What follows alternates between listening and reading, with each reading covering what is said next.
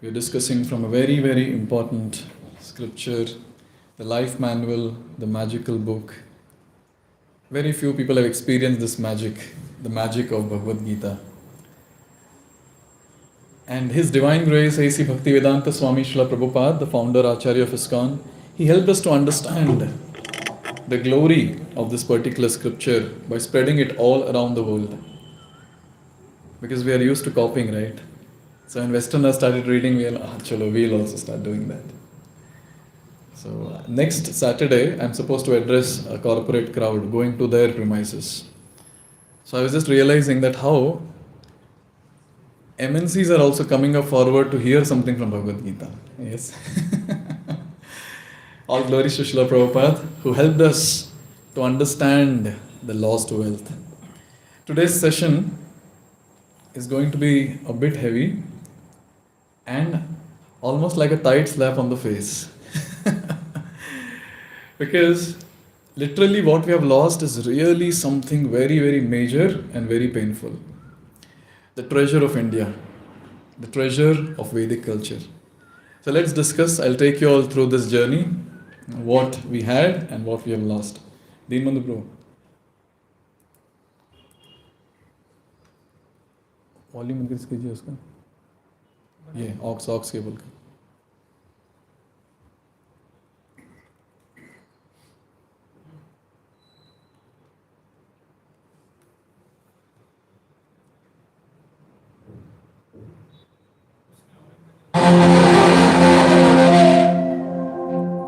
Okay.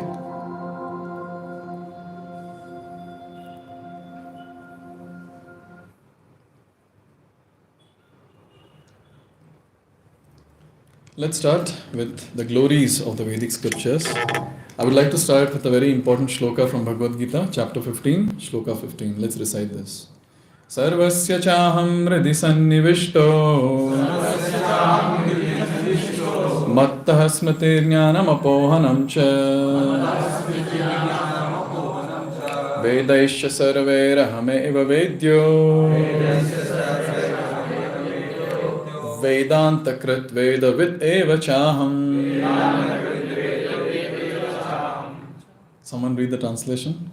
I am seated in the everyone's heart, and from me come remembrance, knowledge, and forgetfulness. By all the Vedas, I am to be known. Indeed, I am the compiler of Vedanta, and I am the knower of the Vedas. So here the last two lines are very important. Vedaisya sarve rahameva vedyo. And the last line is extremely important. Vedanta krit vedavit eva chaham. So here Krishna is saying, he's telling Arjuna, Vedanta krit. I am the compiler of Vedas, Krishna is saying. So in India, I need not explain. So Krishna in his literary incarnation as Vyasadeva, he gives us the 4 Vedas, the 18 Puranas, 108 Upanishads, Isopanishads, Itihasas, Aranyakas, and so on. And Bhagavad Gita is part of Mahabharata.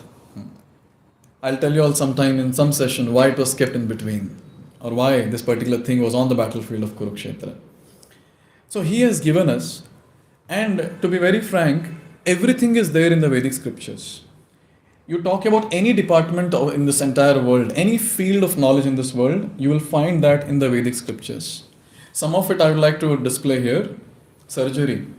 So Rig Veda talks about surgery, and a personality called Sushruta, he in 3rd century itself, he gave a book called Sushruta Samhita, and in that he talks about medicine.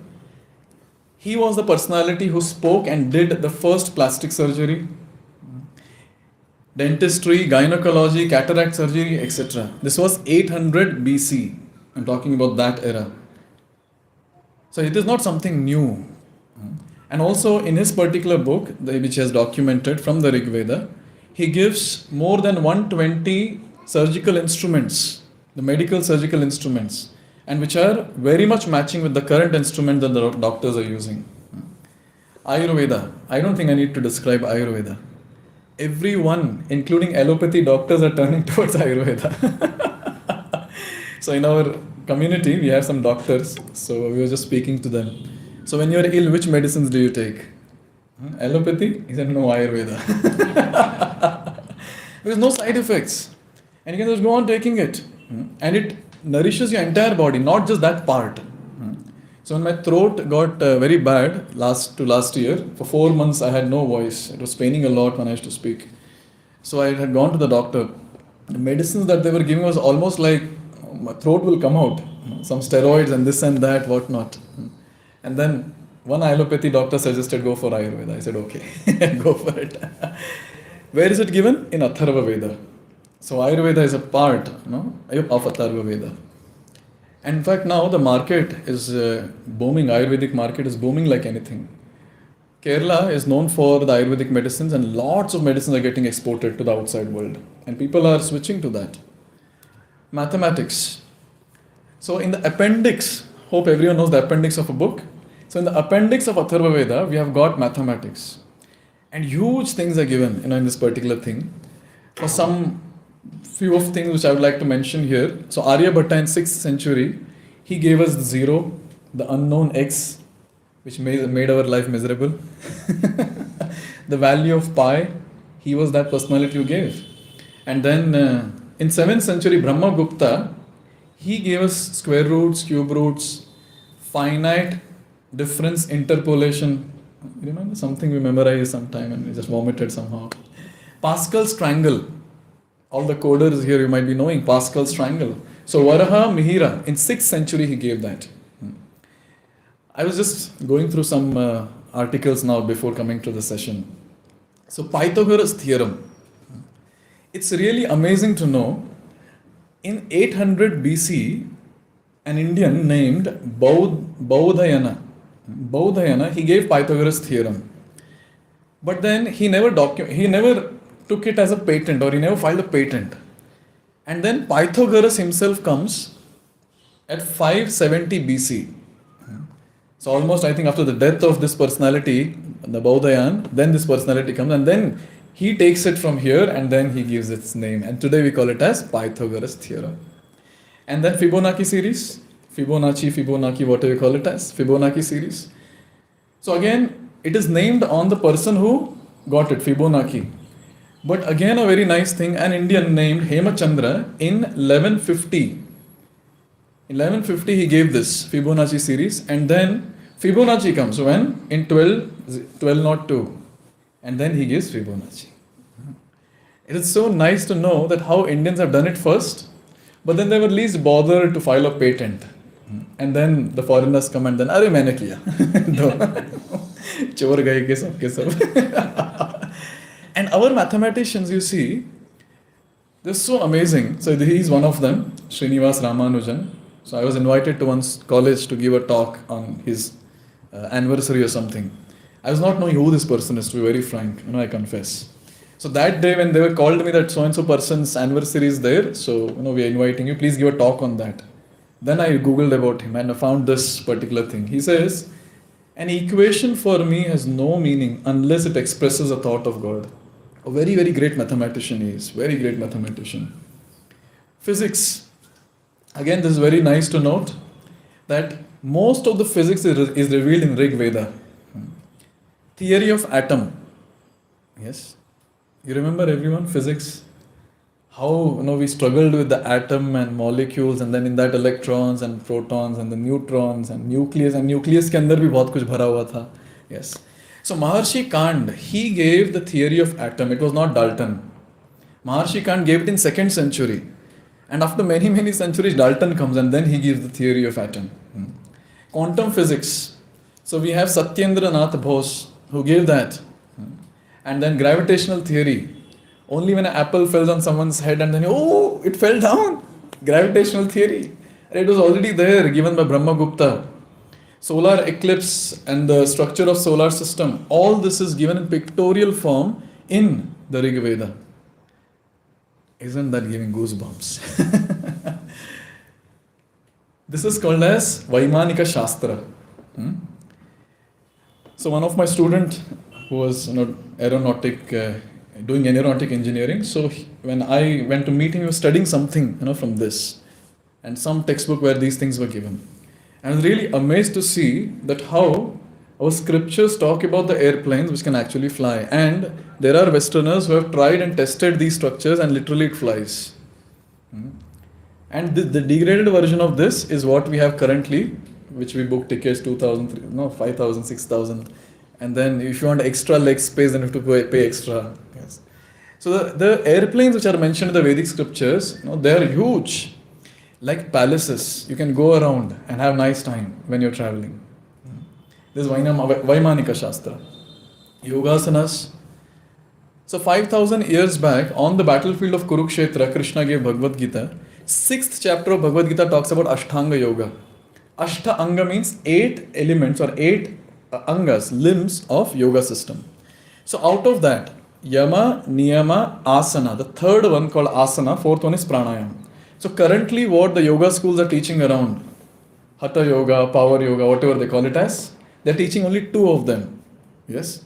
Which was given 5,000 years back. It is there in Bhagavad Gita, you can go through it. Now just imagine how many people are turning towards yoga. Yogasanas, yes? In fact, in West it has become more famous, I would say. Slowly we are also shifting. It will take time. Abhi gym kar rahe the hum log. Now slowly we are also shifting. And then astrology and Vastu Shastra, it is a science. A person who has knowledge from the Shastra and who does proper sadhana and maintains his purity, he can actually be a proper astrologer. And even during this COVID time, there were many good astrologers who predicted what's going to happen next. And there were few who predicted much before time COVID occurred. I'm sure some of you might have come across various articles. So this Vastu, and this is astrology, Vastu Shastra is given in Yajurveda. And Vastu Shastra is really very scientific. It talks about the energy flow in the house. That how the head of the family should be in the master bedroom. And the master bedroom should be in this particular location. And how, because he's going to sleep there, the entire family members who are there, they'll be able to obey him. Why? Because the energy flow starts from there. Many wonderful things are there like that. Kitchen should be in a particular location because Agni will be there at that place, a different energy. So like this, energy flow is described in Vastu Shastra. And the houses which are built according to Vastu, literally that house is filled with harmony. Literally. Amazing. You can actually feel that calmness when you enter such a place. And then talking about the ancient Indian architecture, how many of you have gone to Hampi?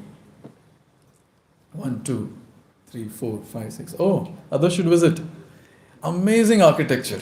Amazing Indian architecture. Small part and you can see the details of carvings there.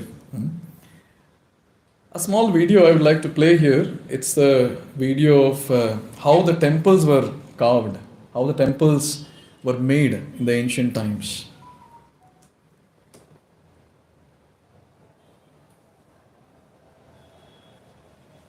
What happened? Racial, historical, and linguistic diversities. Ancient Indian temples are classified into 3 broad categories. This classification is based on the different architectural styles employed in the construction of the temple. 3 major techniques of the temple architecture are the Nagara style or the northern style, the Dravida or the southern style, and the Varsaras or the mixed style. But there are also some regional styles such as Badami Chalukya architecture. So look at the variety that is there. In Karnataka, Kalinga architecture in the Odisha, Marun Gujarat temple architecture in Rajasthan. In the initial stages of its evolution, the temples of the North and South India were distinguished on the basis of some specific features like the Shikara and the Gopurams, which are the gateways. In the North Indian temples, the Shikara remained the most prominent component, while the gateway was generally unassuming. The most prominent feature of the South Indian temples were the enclosures around the temples and the Gopurams. Design of the temple. The very essence of a Hindu temple. See, the temple was not just built just like that. Currently, the way the politicians do, if they want to acquire the land, build some structure there. It is not built like that. There's a great science. You can hear this, how they are building the temple. It is believed to have been developed from the ideology that all things are one and everything is associated. The 4 essential and significant principles, which are also the aim of the human life according to the Indian philosophy, are the quest for the artha, wealth and prosperity, kama for pleasure, dharma for moral life and virtues, and moksha for self-knowledge and realization. The mathematically structured spaces, intricate artworks, decorated and carved pillars, and the statues of the Hindu deities illustrate and value such philosophies. A hollow space without any embellishments situated at the center of the temple, usually below the deity, may also be at the side or above the deity, symbolizes the complex concept of the Purusha or Purusa, meaning the universal principle of consciousness. The cosmic man or the self without any form, however, the omnipresent and associated with all the things. The Hindu temples suggest contemplations, encouragement, and further purification of mind. It also prompts the process of. So we call temples in Sanskrit as what? Huh? Mandir. Devalaya also. Mandir is another. So mandir. So manaha is used here. Man. So these temples were meant for everyone, and as soon as people would enter the temple, their mind would automatically become stable and calm. I'm sure many of you might feel when you enter this hall also. Yes. When you go to any ancient temple, when you enter that place, especially the Garbhagriha where the deity is there, a different aura is there, different energy is there altogether. So this is how the temple architectures were, and the power of the deities were in that place. Realization in the devotees. However, the preferred process is left to the convention of the individual devotees. The site of the temple. The Hindu temples are suggested to be near the natural water bodies such as the confluence of the rivers, river banks, seashores and lakes. According to the Puranas and the Bharat Samhita, mandirs can also. So now I would stop this video, a long video. So at the water bodies, in the middle of the water, and so many different ways, the temples were constructed according to the Vedic injunction. There are the ways given how to construct a temple; those were done. And you'll find monolithic temples in single stone carved. Anyone been to Melkote? Nearby. Oh, anyways, on 4th and 5th we'll be going for a spiritual retreat. At the end I will talk about it. So there, we'll see that how the pillars which are there are minute details. And there are some carving where you can put your finger also and get it out. Such amazing. And there are some pillars in different temples where you can rotate the pillars. You can play with it, you can rotate the pillars. Just imagine how amazing. So at that time you can just think about the bearings and different things which are needed to move something. All that was designed in stone. That's the amazing thing here. And also the structure that is there, the Garbhagriha, the outside part, the mantapa, etc. All of it has a significance. All of it has a significance. So in this way the temple architectures were there. And you see the minute details, the minute carvings on it that will reveal a lot of things, including the creativity of people in the past. And even today, those temples are standing erect, stable. But then we hear the modern science, the civil engineers who are constructing the bridges, the buildings. It's very fearful to stay anywhere. When it will collapse, no one knows. By the way, my father is a civil engineer. Yes. So just think about it. Even when these buildings are built, there is a time that is given. We guarantee for these many years. Before that only it will collapse, but still the guarantee for these many years. Just imagine about these temples, they're standing erect from many thousands of years, not even hundreds, thousands of years. So moving ahead, talking about the Takshashila in Nalanda University. This is during 2nd century, 3rd century, that time, where nowhere in the entire world there were universities. People from all over the world will come to India to learn the various aspects of life and various aspects from scriptures. Can you imagine? And now where are we going? MS karna hai abhi. US jana hai. Can you imagine? This is how opulent we were. This is how opulent we were. People from all over the world would come to our place. And this is a place, a very nice one. So the structure that you're seeing, yes. So first time when I had been to Hampi, I thought this is a structure to walk under when it rains heavily. But then the guide who was there, he told us that this is a structure for marketplace. And in these marketplace, sabji, phal, fool was not sold. Jewels were sold in baskets. diamonds and rubies and pearls and gold and silver, all that was sold in basket. And people from Gulf countries would come to trade. And what is the proof? I asked this to the guide. What to do? No? Engineer, na? Dimag alag teda hi chalta hai. I asked him, what is the proof? Then he took me to a temple. There's a temple called Vittal Rukmini temple. The deities are no more. It's just preserved nicely. So at the bottom, the bottommost part, there we have different personalities carved. And seeing their attire, you can make out they're from Gulf. They're from different countries. That was an amazing proof. What else? What else is needed? And I was just going through some of the articles. In the first century, Bharat was the biggest economy, contributing to 32.9 GDP, which is very, very huge. Very, very huge. We were not underdeveloped or developing. We were fully developed and we were the richest. This is how it was. Britishers would call India as what? In Hindi? Sone ki chidiya. Yes. Anyways, we'll discuss about it. Britishers will come now in some slide. Now see, we discussed about the material things, the temples and the science and this and that. Let's move to some moral aspects and spiritual aspects. Talking about the education part. See, during the Vedic times, the education was given in Gurukuls. Yes? And in Gurukuls, depending on the nature of the person, training was given. Correct? Now see, in the schools, doesn't matter what is the nature of the person, everyone is just given one training. And now parents want all the kids to become engineers and doctors and all the only few professions which are there. And if you do something different, then it's like, "Oi, what are you doing?" So when I got my first job, it was in TCS. And I was not interested to join because I wanted to go to my core, electronics. So I told my parents, no, I'll not get it. Tata chhod dega. What is that? So now it's so narrow-minded. That's how the system is currently. But previously, the education system in Gurukul that was imparted to each and everyone made the person very self-confident.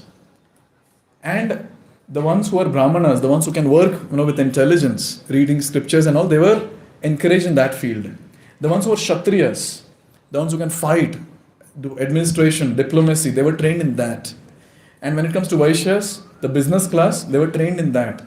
And that's how in India, each and every person was independent and self-sufficient. Always. That was the education system. Lifestyle and value of relationships, that was really amazing. The head of the family, whatever he says, it will be done. And he will be a person who will have experience and knowledge, not a dumb person. See, now for us to hear what our elders say is a question mark. Because we don't know, is it right or wrong? We don't know if they can really command that respect, from us. Yes? But at that time, many times when married people come with their kids, they say, Prabhuji, थोड़ा बताइए तो मेरे बेटे को, सुनता ही नहीं है मेरा बात. मैं मेरे पिताजी का हर बात सुनता था. Then I look at him and ask question. So आप और आपके पिताजी दोनों same हैं. So you have all the qualities what your father had? And then he starts thinking. So with time we're getting degraded when it comes to our values and various other qualities. Then how can we expect the next generation to follow us? Very simple. Relationships, divorce rates have increased like anything. Can you imagine that? There is no concept of divorce in Vedic scriptures. Let me tell you clearly. No concept of divorce. But now, love at first sight, divorce at first fight. That's what is happening. I was traveling from Pandharpur, Maharashtra to Bangalore. And besides me, there was I don't know who was the assistant commissioner or something was sitting besides me. In a very simple attire he was sitting. And then I was speaking to him and they got to know his big position. Then I started asking, what are the major cases that you get in Bangalore? I think he's in Kormangla police station or something. Heading. So he told me the major cases are husband-wife coming to us and filing divorce. And what we do is, we give them some time and we keep calling them again and again and again, thinking that we can patch them up. It's becoming so difficult to maintain relationships. And the Western culture, dumping the parents in old age home, that's become very normal. So in December, I was at one old age home with our team to distribute Bhagavad Gitas. And there was one retired advocate in that. He was chapad, he was speaking so much. So I asked, No, the caretaker, who is this person? What is his background? He said he's a retired judge. Sorry, retired judge. Then I said, okay, then theek hai. He's speaking so much. Then I asked, what is the background? Why is he here? So he said that the kids are working. They're out of, they're in Bangalore only, but they're not able to take care of him. So they've kept him here. Once in a while, they come and see him. I said, wow, amazing. Out of the world idea this is. And that person was telling us, आप आते रहिए, बहुत अच्छा लगता है. They're so hankering to talk to people. This is the value of relationships that we had before and the ones we have now. Spiritual practices. See, there was no need of classes like this. Where you go PG to PG, distribute pass, Are Bhagavad Gita, Aao Bhava, Padho, Bhagavad Gita, Padho. There was no need. In the family itself, the parents would impart all the knowledge that is needed for spirituality. Yes? Because their parents would give them. At least our parents gave something to us. I'm damn sure our generation cannot give anything to the next generation. They'll just tell how to party hard. Hai nahi kuch. No. One of the mothers, she came to me and she's like, I'm really worried about my daughter. I don't know, she's getting into party and all that. I said, what do you do? Party. So what do you expect your daughter to do? She'll also drink alcohol. She'll also go around with some boyfriend. That's what she's going to do because that's what she has seen you doing. Yes. Previously, it was like in the morning, everyone will get up early. Early means not 9 o'clock. In Brahma Murta, around 4:30 at that time, everyone would get up and immediately they would take bath. Not sit and drink coffee or tea without brushing. And then all of them would come together, entire family would offer prayers together, do meditation, mantra meditation together. And then the mother will cook, the husband will do the activities, then she'll pack dabba, give it to him, the kids will be sent to Gurukul or school, whatever. And then in the evening, again all of them would meet, sit together, again they will have a nice session of spiritual practice. And then early they'll go to sleep. Now, my parents have come to Bangalore, so I was just talking to them. So I was talking, how are things at home? So they were saying, your father is with his mobile, I am with my mobile, my mother was telling, and your brother is with his mobile. And that's obviously normal in everyone's house nowadays. And then while having food also, have you seen? TV is there, what is happening, what you're eating, that is also a question mark. So this is what is happening currently. But previously, it was very natural. It was like second nature to practice spirituality. And that's why we see, if you go and ask your grandparents, do you know anything about counselors, depression, suicide, etc.? They'll have no clue about it. Why? They were so strong within. So strong. For small things, they're not going crazy. When I had gone for my convocation, this was in August, I forgot the year, in Bitspilani. So when I had gone, I got to know that one boy, he drowned himself, in the sea or the ocean, yes, in Goa. And then I asked what was the reason. He got few marks less.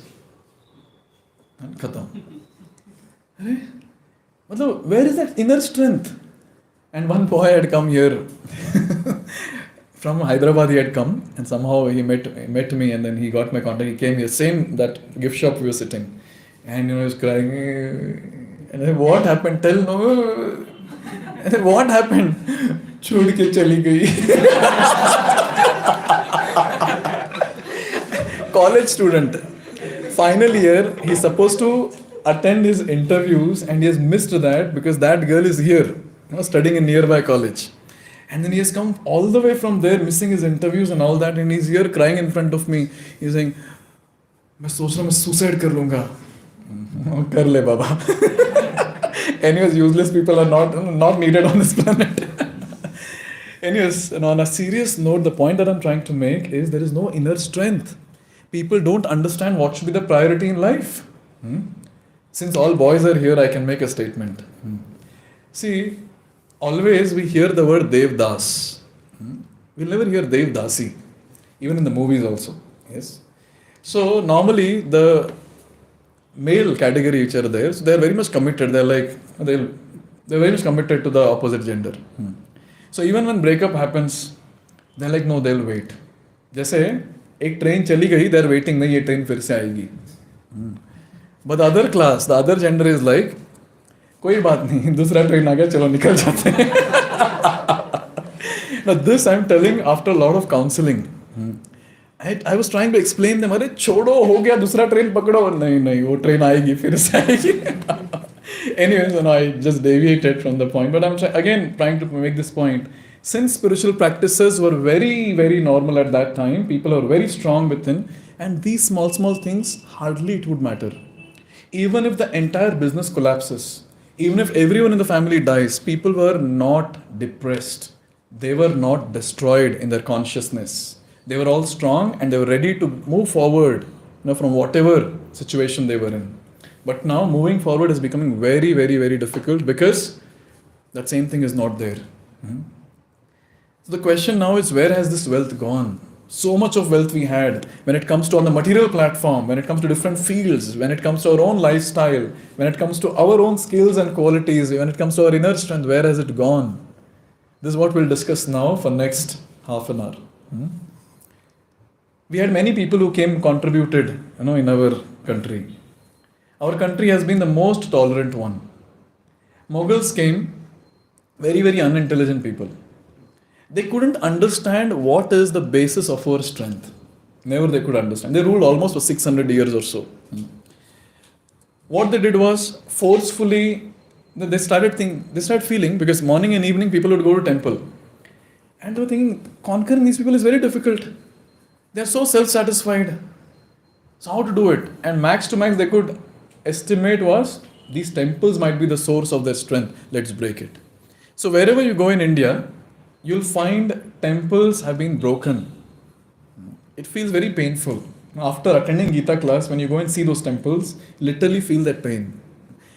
Before that, before understanding all this knowledge, ठीक है, क्या फर्क पड़ता है, temple टूट गया, ठीक, घर, हमारा घर थोड़ी टूटा. But now the temples make a very big difference in our life when we understand Gita.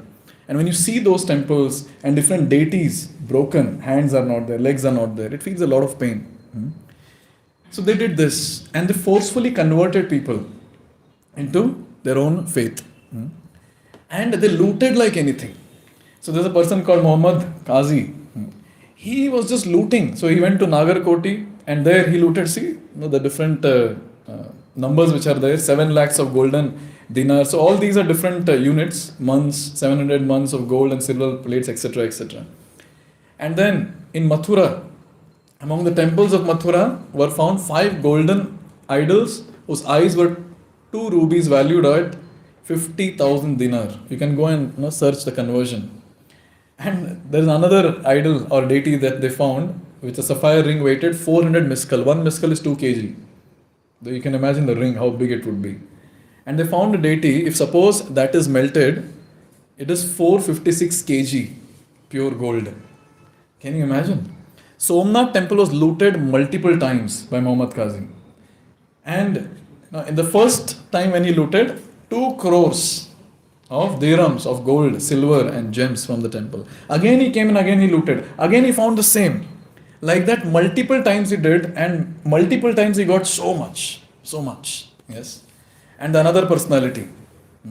This is Alauddin Khilji in Devagiri. He looted. See, look at this.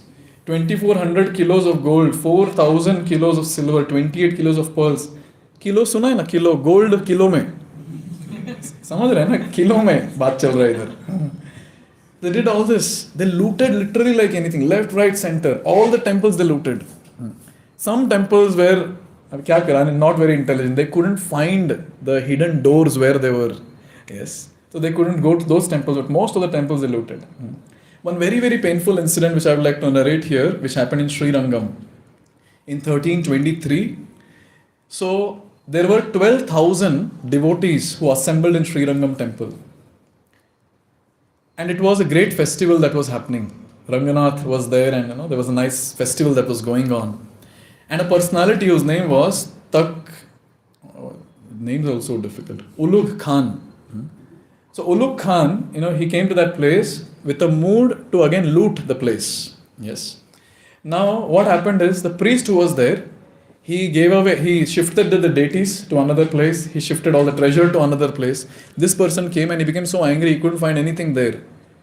In the same place, in that particular night, which was actually a dark night for all the devotees there, 12,000 devotees were beheaded.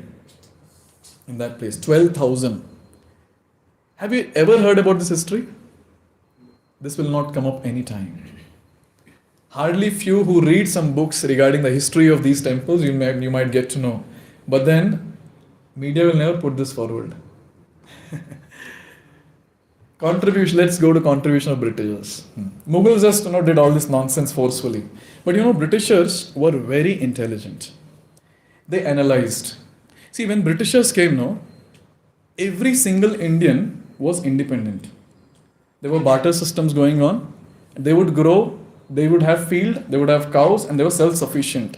They would grow something, exchange it to other person, and there'd be different people doing different things, and they were independent. But when Britishers came, they found this. And the worst part is they were not able to understand how come they are so strong within.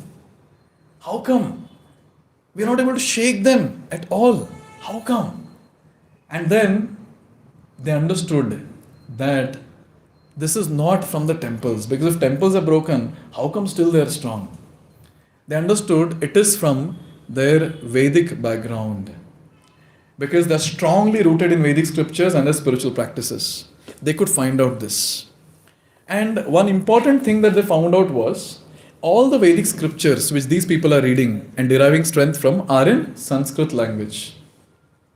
So immediately they wanted to target the root, change the education system from Sanskrit to the language which I am speaking currently.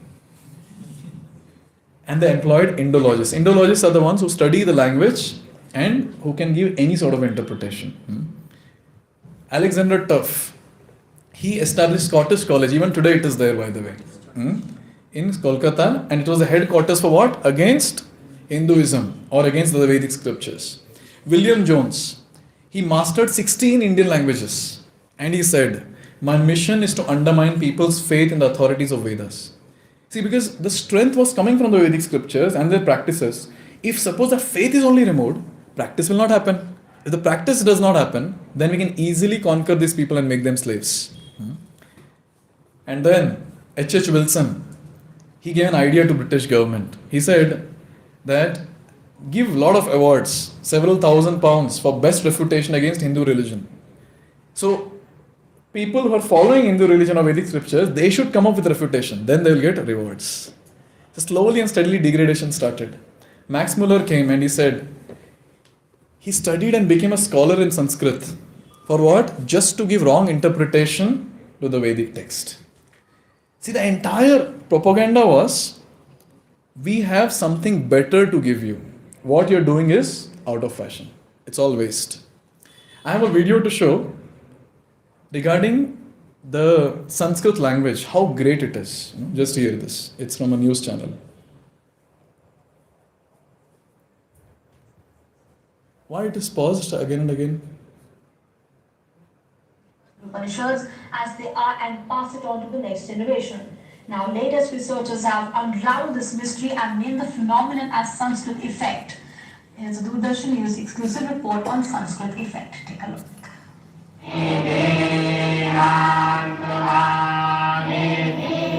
Sanskrit, which literally means perfected or refined, is one of the oldest human languages. Sanskrit is also regarded the world over for its unique way of learning, in which large texts are memorized verbatim. The four Vedas, the Upanishads, all have been preserved through this technique. While world over civilizations built large libraries to store knowledge, in India, through the tradition of Sanskrit, all the knowledge was stored in the human brain and passed from one generation to another. Since ages, this has been a mystery to the world. Now, through modern scientific research, this mystery seems to be unraveled at last. A study on Sanskrit effect, which has been reported in the journal Scientific American, has claimed that memorizing Vedic content. So again, the glory of Sanskrit language has been proved by a foreigner. Look at this. So this is a paper from a foreigner who has done research on this. Enhances the brain regions associated with cognitive functions such as memory. The term Sanskrit effect was coined by American neuroscientist and Sanskrit scholar James Hartzell. Hartzell studied Sanskrit at Harvard and Columbia universities and cognitive neuroscience at the university. So where did he study Sanskrit? Indian university nahi bole. Even today, we don't have many Sanskrit scholars in India, and we don't have many universities to offer PhD and other masters in Sanskrit language. But we have many people, who are scholars of Sanskrit in Germany and other places in America, other places. Yes, apart from India. We are busy learning the language which I am speaking. City of Trento, he discovered that memorizing Vedic mantras increases the size of the brain regions associated with cognitive processes. Hartzell's report was tested when he and his colleagues from the University of Trento in Italy collaborated with Dr. Nandini Chatterjee Singh of the National Brain Research Centre at Manesar in Haryana. This extensive research has established that through this unique memorizing technique used in traditional Sanskrit learning, brain's capacity significantly increases. What we did was we compared professionally trained Vedic pundits, Yajurvedic pundits from the Delhi area with carefully matched controls. And we found really large differences in their gray matter and cortical thickness between the two groups. So this is what's called a cross-sectional study. And cross-sectional studies show you that the phenomenon that you're interested in, so in this case we're looking, is there some relationship of the brain plasticity or changes in gray matter that might occur from this practice? Can we see such a difference between, and the way you look for that difference is you compare the two groups. Brain के कौन से structures हैं वो बदले हैं औरों के मुकाबले, और यहाँ हम देखते हैं कि जैसे हम लोगों ने सोचा था कि हिपोकैम्पस या मेमोरी का वो हिस्सा जो है वो थोड़ा बड़ा हुआ था. Group of highly specialized memorizers and reciters of Vedic Sanskrit and of associated texts. Is there structural plasticity in their brains that's probably related to that practice? And we showed that for sure. We showed very dramatic differences in brain structure. Now we have the scientific evidence to prove why Sanskrit is called the perfect or refined language. Sunil Joshi's report, DD News. So this is the glory of Sanskrit. If you have heard it, I'll not repeat. So this is the glory of Sanskrit language. It's the richest language, and I think it is richest in terms of everything. In terms of recitation, in terms of pronunciation, in terms of the alphabets we have, the words we have, it's richest in all the possible ways. Yes. So this is what they wanted to replace. And look at the various things that they did. So Lord Macaulay, he came. You might have heard this name. Can someone read? Okay, I'll only read. I have travelled across the length and breadth of India and have not seen one person who is a beggar. See, he's writing, or he's addressing British Parliament on 2nd Feb 1835. See, what is he saying? I have not seen one person who is a beggar, who is a thief. Such wealth I have seen in this country, such high moral values, people of such caliber, that I do not think we would ever conquer this country. Now look at his plan. Unless we break the very backbone of this nation, which is her spiritual and cultural heritage, and therefore I propose that we replace her old and ancient education system, her culture. For if the Indians think that all that is foreign and English is good and greater than their own, they will lose their self-esteem, their native culture, and they will become what we want them, a truly dominated nation. Plan was very clear. The plan was very clear in his address to the British Parliament. Replace the Indian education system. Look at the offensive statements that Lord Macaulay has made. Indian languages contain neither literary or scientific information. This is what he would speak openly to Indians so that their moral goes down, their confidence goes down in their own language, in their own scriptures.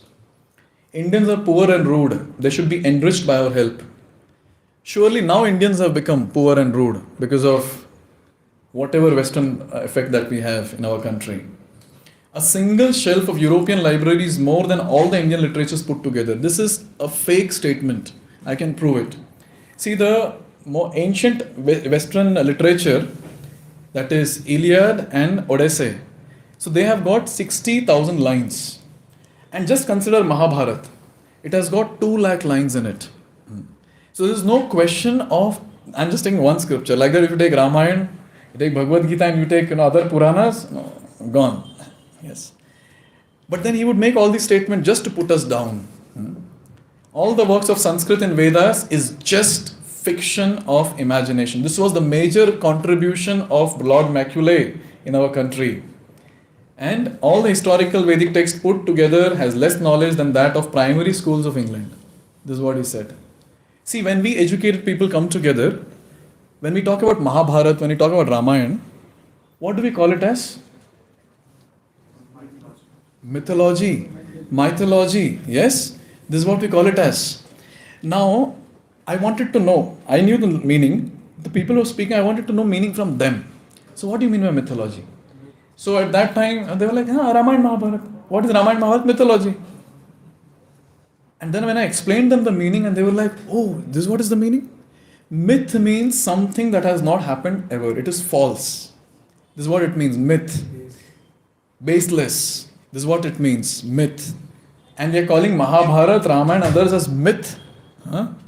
We have Kurukshetra still now. That place is there. On the Google Maps, even now you can find the traces of the Ram Setu. Even now you can find the floating stones.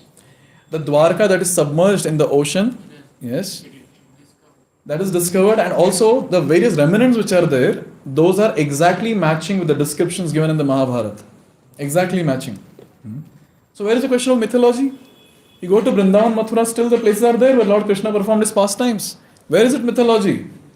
But no, we have been programmed like that. See, in all this what has happened is a very, very subtle programming even without our notice. Even without our notice. Now, I'll ask a simple question. When all of us were doing our professional courses, the ones who are working and the ones who are studying also for this same question, when they would ask us to refer some books, which authors we would refer? Foreign author, सबके सब. India में कोई author नहीं है ठीक. Foreign author. See, subtle programming is done. Very nicely subtle programming is done. This is what he wanted.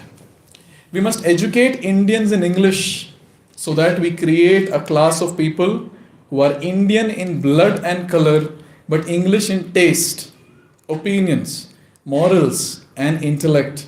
For this class, we'll upgrade the dialect to the Western nomenclature. And Lord Macaulay, you're successful, grand success you have got. Let's give a loud applause to them. Yes? He deserves this. He did it. He did it. Yes? You look at this attire. What attire all of us wear? Even I used to wear the same attire. Jeans, shirt. You know who would wear jeans? आप लोगों को पता है? Labor class would wear jeans. Why? Because they would have hard work to do and the jeans would not tear so easily. Now in India, there's a fashion, you tear the jeans and you wear it. And you pay high price for it. Yes? Design hai bhi wo. See, when I'm making statements, please don't take it offensively, but just analyze how subtle programming has happened in us. Attitude. Now the attitude is like, oh, Indian, out of fashion. Western, oh, very nice. Have you seen that? Yes, even now when we purchase something, we make sure that it's a brand from Western country. Oh, London se laya, to acha hi rahega fir. Festivals. See now, Indian festivals are going down, Western festivals are coming up. Valentine's Day. कहाँ से निकला ये? If you go back to that Valentine का history, you'll not find anything related to what is happening now. Nonsense is happening now. In the day of, the day itself is no nonsense only. Nothing is there in that. It's all kokla, hollow. But still, celebrated. New Year. What is? Tell me, everyone, please pay attention. Tell me the logic of New Year. On 31st night, say 1st January is our New Year. Say we'll assume. It is not for us, but still I will assume.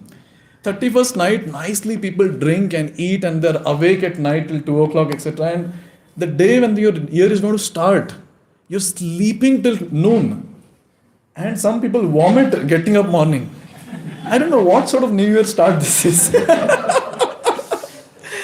Previously, you ask, if you ask our parents and their parents, how their New Year's would be, they would get up early in the morning, take bath, wear new clothes, yes, go take blessings of the Lord, take blessings of superiors, start the new year with actual New Year enthusiasm.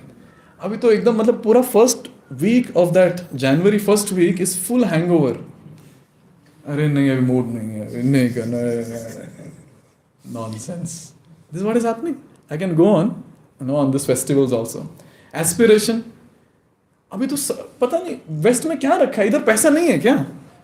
अरे इधर भी है पैसा, it's there. नहीं वहां जाके हम MS करेंगे, वहां जाके वो करेंगे, ये करेंगे. And the fact is, once you do MS and come to India, you don't get a job, high-paying job. I don't know how many of you know it. One of my students who came, who did MS and he came here, he was not getting job only. He is not valued here. But nahi, fir bhi karna. Yes. And then once, people go shift there, settle, and when they see, when young couples are, it's very nice. Freedom is there, money is there, go around, have nice time. But when the beget kids and the kids grow in that country, it's horrible samskar, horrible impression, very, very horrible.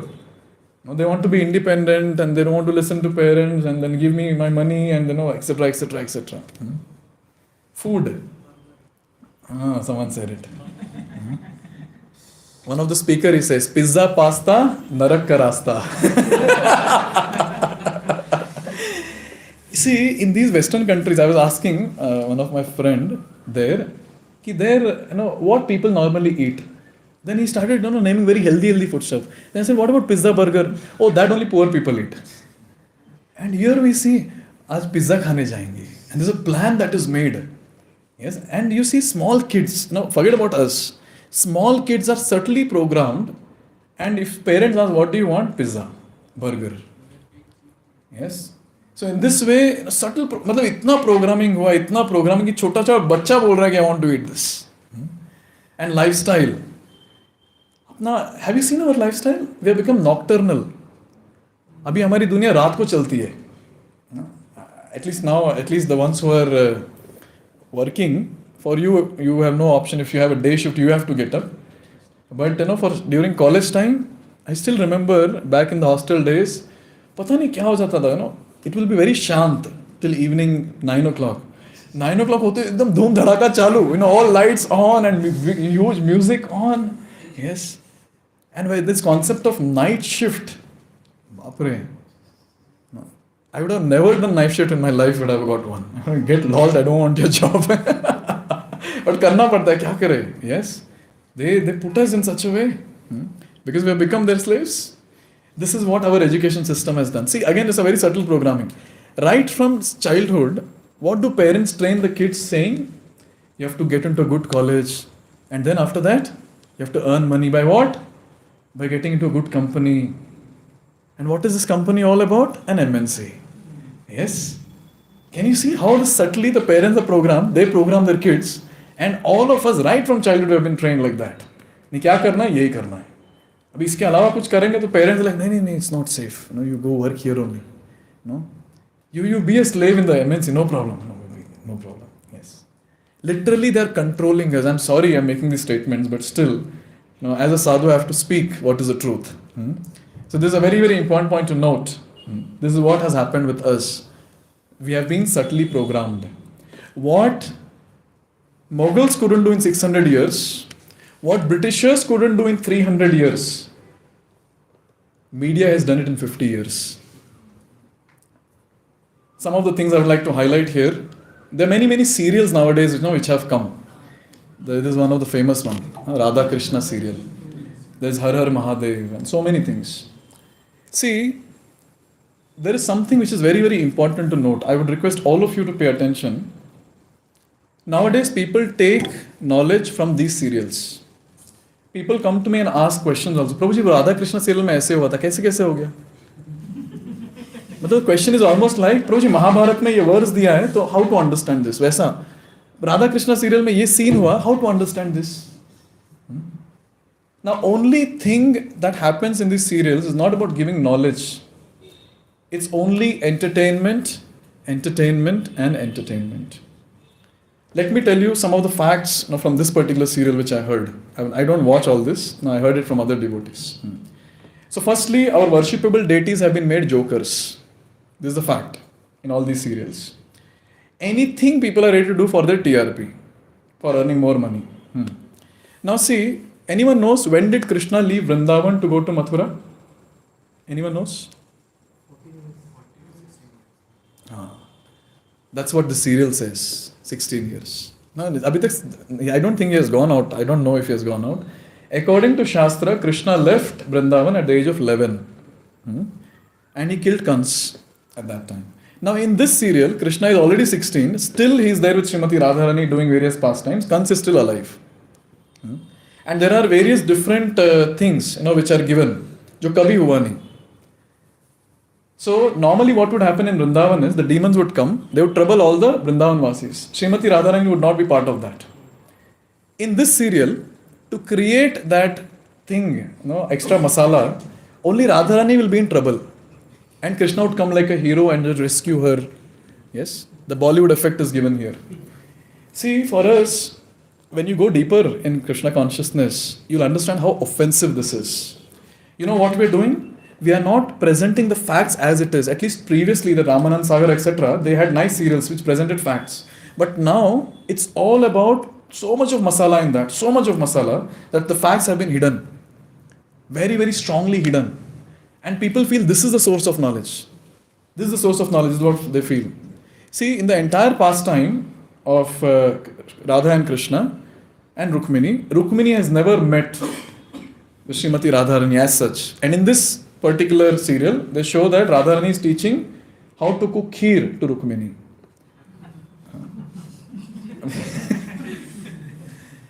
And the dressing, the way they are dressed and the way they are interacting. Yes. Now see, when we see all this serial, तो automatically it's like, अरे Krishna ऐसा है क्या? See, when Krishna was there in Vrindavan, please understand, Krishna's age was 11. Srimati Radharani is younger to him, maybe around 9 or 10. Okay. Now, whatever pastime, even Rasalila dance that is there. Have you seen small kids dancing on stage? School days, आप लोग भी किए होंगे ना? At 9 years, 10 years, 11 years old. How was a dance? Even girls would be there with us. Yeah? Little, whatever. Steps were fixed, whatever. The body is not matured at that time. Yes? So where is the question of showing all this romance and nonsense? But this they're showing. And then people feel, this is how it was. And who is acting? 11-year-old Krishna's acting is done by 24-year-old mature person. And this lady who is acting as Srimati Radharani here, she does not believe in Bhagavad Gita and this one. She says, I read Bible every day. Wow. Ye hai hamari Radha Mata. And people feel, oh, she's an inspiration. See, for Indians, even now there are emotions. People are able to, they'll connect. Oh, nahi, Krishna Bhagwan bol rahe. Oh, Srimati Radharani bol rahi hai. Yes. But this is what is happening. All nonsense here. So basically, making fun of Devi Devatas is what is happening. And we are okay with it. We are absolutely okay. There are various movies which are named as Krishna Leela. There are various movies which are making fun of Devi Devata, but we are okay. We go take ticket, we sit there and clap hands. Oh, acha movie tha, ekdam mast bana hai. But through these movies, a subtle programming is happening, and it has happened very, very drastically. Look at this. See, I'm displaying all facts and figures. No emotions here, only logic. So this came in this particular channel. I'll read, for all of you. Someone else can read. I want to spoil my mouth. Yes, please read. Durga Puja is the most controversial racial festival, where a fair-skinned, beautiful goddess Durga is depicted brutally killing a dark-skinned native called Mahishasur, a brave, self-respecting leader, was tricked into the marriage by the Aryans. They hired a sex worker called Durga, who enticed Mahishasur into marriage and killed him after nine nights of honeymoon during sleep. Can you imagine? This is a very, very famous channel, by the way. I don't know how many of you have read. This was in 2016, this particular thing had come. Here, the goddess Durga, who's been worshipped by so many people with faith, has been called a prostitute. Yes, and people are okay with it. And we educated people, when we read all this, the ones who are innocent and who don't know things, who have not read scriptures, this is the scripture. Oh, ऐसा क्या? अरे अब तक मैं यही कर रहा था, फेंको इस फोटो को. This is what will happen. Yes, this is what will happen. And many things are there behind this. Many, many controversial topics are there. I'm sure some of you might have seen this movie.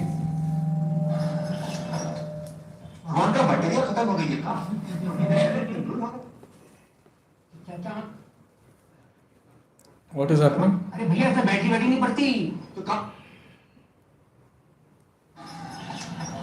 ऐसा भी भगवान का बैटरिया खत्म हो गई है का थोड़ी देर चले फिर लूट हो गए क्या क्या मतलब नया बैटरी लगा दो किधर लगता है लगा अरे भैया ऐसे बैटरी बैटरी नहीं पड़ती तो काम नहीं कर रहा मैंने पिक्चर डिबक किया अरे कोई डिबक की पीस नहीं बनाते भाई हम ये भगवान को आप बनाए जी हाँ अपने हाथों से आप भगवान को बनाया कि भगवान आपको भैया भगवान ने हम सबको बनाया है हमने तो सिर्फ इनकी मूर्तियां बनाई है कहा बना हो तो उनकी मूर्त ताकि उनकी पूजा कर सके अपने सुख दुख की बातें कर सके कभी भीतर ट्रांसमीटर बैठेगा भगवान तक बात पहुंचे कैसे अरे भगवान को किसी ट्रांसमीटर की जरूरत नहीं पड़ती वो डायरेक्टली सुन लेता है डायरेक्टली सुना है तो फिर इन मूर्त की क्या जरूरत है अरे क्या करूं इसका यार धंधा बंद करवाएगा क्या Look at this nonsense. I was not getting smile at all hearing all this nonsense. What is done here? A subtle programming of not believing in worship of the Archa Vigraha. This is what is done here. See, these actors can very nicely make fun of anything and make us smile. But if you're fixed in the Vedic scriptures, you can never smile on this nonsense. Yes? So if you properly analyze, he's holding a deity of the Lord and then he's making fun of it, asking where is the battery and this and that. And along with that, the shopkeeper is making another statement of dhanda. So here, very, very nicely, subtly, it's programmed. And this Archa Vigraha, this is called as Archa Vigraha, Sanskrit mein, by the way. Archa Vigraha Seva deity worship, is all bogus, phaltu hai ekdam. Chhod do ye sab. One person came and he was telling me that, देखिए मैं भगवद गीता सब ठीक है लेकिन ये मूर्ति सेवा मैं मूर्ति का पूजा वगैरह मैं नहीं बिलीव करता. कैसे करोगे? You are a product of this. You are watching this nonsense. And this programming has happened. See, you tell me, so many acharyas in the past, they worshipped Archa Vigraha and they have established, and they are not normal Tom, Dick and Harry of this world. Ramanujacharya, Madhvacharya, Shankaracharya, all of them, they are fools or what? So many big temples have established, big murtis are there, and murtis have done reciprocation with them. So many reciprocations are there. Yes? But those are phaltu hai ekdam. And this one nonsensical clip, this makes people, phaltu hai, murti puja kya hai? Yes? And when conversion happened from Hindu to other faith, this is done. You know what is done? They ask, get all the murti and all your photos, keep it on the steps of our organization, step on it and then enter. Then we'll accept you. And people do that for money. This is how Murti Puja or Archa Vigraha Seva has gone down. Our faith, at least educated people, because we only watch, we have money, we go to theatres, we watch. Because of this, we see that how educated people's faith in Archa Vigraha Seva is going down. People feel, yes, stone, this and that. Yes. Someday I'll cover science of Archa Vigraha, what actually it means, what is meant by it. But one common sense thing which you can understand is, what's happening? Give that mic. So now currently what is happening is, what we should understand is great personalities have done this and they were not normal human beings. They were not normal human beings who established the seva of Archa Vigraha. And people are not mad. From ancient times they have been worshipping the deities. They are not mad. Please understand, we are no special. We have been fed saying, no, you're very special. तुम लोग जो सोचते हो वही correct है. और बाकी लोग सब पागल थे पहले के. All those great personalities were mad. And only we are special? Or nonsensical thought process special? अरे Britishers have spoiled us. They have programmed us already.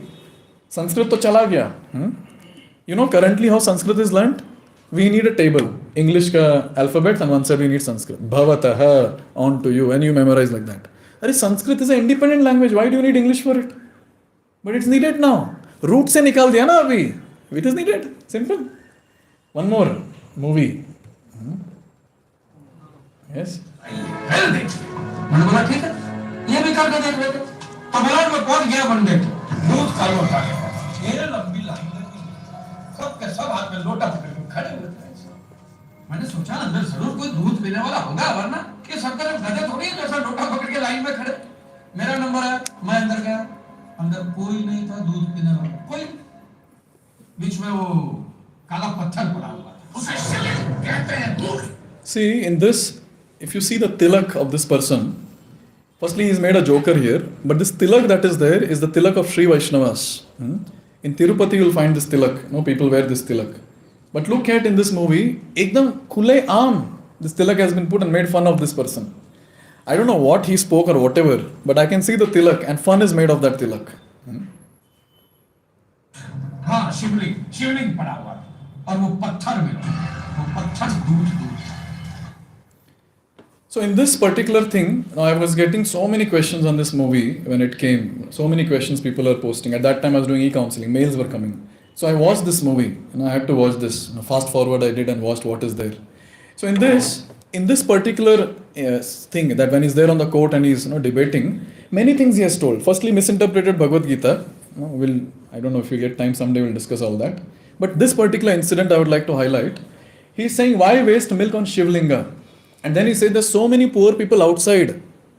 I fed that milk to that poor person and he blessed me. That's what he said. My question to all I'm sure some of you might have the same ideology here. Now, why waste milk on Shivlinga? A stone. Why waste oil in the oil lamp? Burn all the oil. Why? What is the need of all this? Why waste fruits here? Why waste flowers there? I have a simple question to all of you, that when we're talking about poor people in spending 30 rupees, max 50 rupees in worshipping the deity, we're thinking about money. Where does that money go when you direct a movie of 300 crores? Or you stop producing the movie, use the same money for all poor people? Nahin, wo nahi karenge.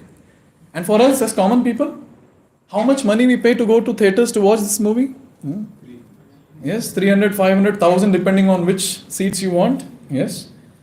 Use the same money, no? 50 rupees you're thinking so much. For this you'll not think. Restaurants, once we go, 2,000 rupees easily goes away. Someone goes to a bar and pub, just spend 2,000, 3,000 rupees. Yes? We just go for an outing and huge money is gone. At that time we don't think about, poor people are there. All poor people are dead when it comes to our own enjoyment.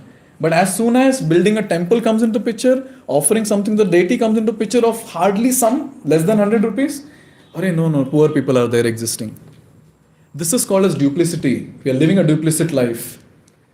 We should be straightforward. Yes? Ideology should remain same in every aspect. But this is what has been programmed, what to do. And this target is only on Sanatan Dharma. I speak openly, it's live. I'm speaking it openly. If any of the sentiments of other faith is touched, that producer, that actor, that actresses will be killed and murdered the same day when the movie is released. But we so-called Sanatan Dharmis, who have no knowledge from Bhagavad Gita, we go sit, "Arey, kya mast point bola, arey mast hai." This is called as fool number one. This is what has happened with us. Why? Because we don't have knowledge from scriptures. Pakka na, pata hi nahi. So what these people are saying is truth. Arey haan, sahi hai, patthar pe milk dal rahe. There's so much of significance putting milk on Shivlinga. There's so much significance putting oil in the lamp and burning the lamp. There's so much of significance. But padhenge nahi to pata kaise chalega? And parents also don't know nowadays. They are also dumb. They are also not able to explain. See, we scientific crowd, when we ask a question, they should be able to explain. I remember myself asking to my superiors in my family, why are you doing this? Why are you doing that? They gave me answer, nahi, pehle se karte aa rahe, isliye kar rahe. This is a stupid answer. I was never convinced. I was sort of atheist before. I got never convinced with all this nonsense. But when I came to ISKCON, when I started reading Bhagavad Gita, then when I got all the logical answers for every single offering that we do, every single thing that we do in our spiritual life, then it convinced me, it is so scientific, it is so logical. It's actually spiritual, it makes a lot of difference in life. Yes? So this will happen when we study Bhagavad Gita nicely. When we are grounded in Bhagavad Gita. When we know, all the Vedic scriptures we cannot study now. Now physics, mathematics, Rig Veda, Yajur Veda, so we cannot go for all that now. At least one life manual, Bhagavad Gita, if we master, that is enough for this life. 700 verses to study and master, one life is very less. The only reason, when people ask me, why did you become a monk? This would pain me a lot. I thought, let me become a soldier, let me do something, let me save the culture. I cannot do much, I'm a small being, but at least some contribution I can do by educating few people at least who attend my classes. It's a very, very important thing to note. And you see, media will never talk about conversions which are happening. They'll never talk about anything wrong that happens in other faiths.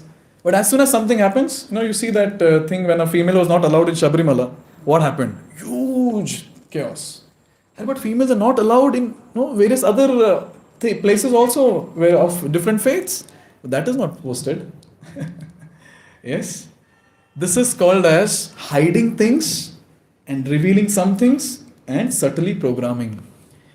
I'm sorry to make this statement, but we all are thoroughly programmed by Britishers and the media and our education system.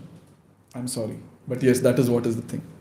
So today when people come to my class, they ask this question that I don't believe in this Archa Vigraha, I don't believe in this stone, metal, I don't believe in this Bhagavad Gita and all. कुछ experience बताइए अपना. Tell me something what you have realized. Yes. And when I quote from Shastra, नहीं वो किसको पता किसने लिखा है? We are so used to, for the foreign authors that we don't want to believe in our own Bhagavad Gita. Bapre. Can you imagine that? When I realized this particular thing in my initial years of spiritual practice, literally I got goosebumps and I was shaken from within. That I was fooled for so many days. I was fooled for so, and you meet, in your lunch table, just start a discussion on this topic. See all stupid arguments what people will put. Anything and everything they'll speak. And where will be the source? Quotation will be Radha Krishna serial on this particular day, this particular minute. Mahabharat serial on this particular day. Mahabharat serial also, so much of masala. Draupadi is, dressed in a very, very shabby way, in half nude clothes. And then she is looking at Karn and he's falling down and that itself goes on for a long time. She is glancing and he is looking and what nonsense is going on. Yes? But everything is made into a joke. Anyways, I can go on speaking on this. I'll start. This is the point. Yes? They have killed our faith in Vedic scriptures. But something which I was feeling very nice when I was thinking about you people was, even when so much of programming has happened, all of us have been programmed. Right from our hairstyle to beard style and to the clothes that we wear and the way we speak. Yes, we have been programmed very nicely. But still I was so happy that our roots are so strong in Vedic scriptures, in our culture, that even today when we say it's a Bhagavad Gita class, so many people come. A loud applause to all of you.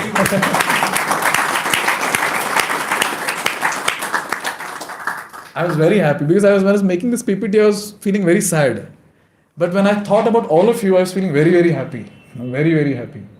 That's how strong it is. Even today, after so many movies and TV serials and the Britishers and this and that, still on the day of Janmashtami, thousands of people are there, midnight, 12 o'clock, waiting to take darshan of Lord Krishna to attend the Aarti.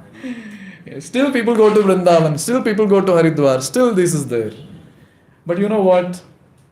We youngsters, we youth, if we don't learn Bhagavad Gita, if we don't understand the science behind whatever we are doing, it will be lost very soon. Few people will remain who are very, very pious from past lives, but then it will be lost after some time. And people will literally subscribe to everything that is Western, and everything that is Indian will go away. And you know what will be the repercussion of this? We will be so unstable. We will be so weak from within. We will not be able to face any situation that comes in our life. At least the leaders of the society, I'm sure many of you are in leadership role. For all of you, it's very, very important to know what is there in our culture, especially what is there in Bhagavad Gita. This is a very important thing, a last statement of my today's presentation. Retrieve the lost treasure or else be ready to get destroyed. This is what is going to happen. This is what is the foretelling also. Yes. So please save yourself by equipping yourself with daily spiritual practice.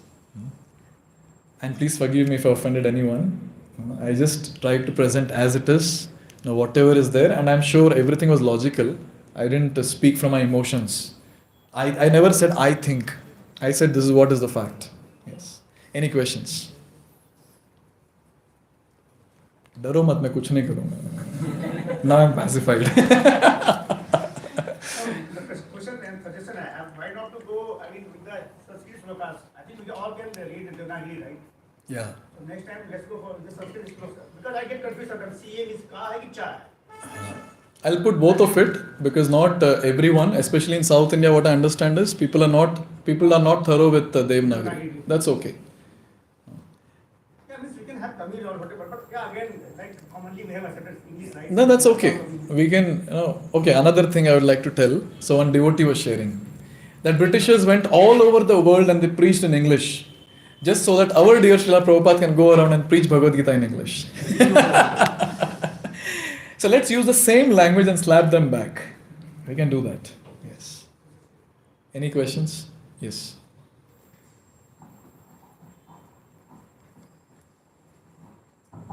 Hare Krishna.